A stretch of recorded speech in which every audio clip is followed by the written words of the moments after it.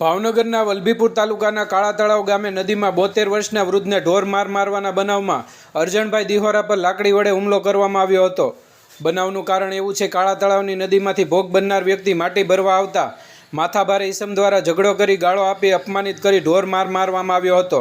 આ બનાવમાં વલભીપુર પોલીસ મથકમાં નાથાભાઈ ઉલવા અને રાજુભાઈ ઉલવા નામના વ્યક્તિ પર ગુનો દાખલ કરવામાં આવ્યો હતો।